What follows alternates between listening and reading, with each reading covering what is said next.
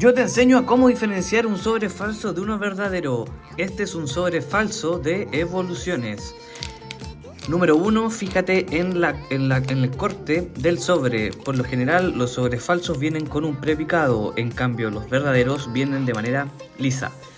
Otra cosa que te puedes fijar es que al abrirlo no tendrás código. No tiene código, ni energías, pero sobre todo código. Otro punto es que al ir avanzando verás cartas de la colección que no deberían estar en ese sobre, como esta, por ejemplo. Si quieres saber más, suscríbete.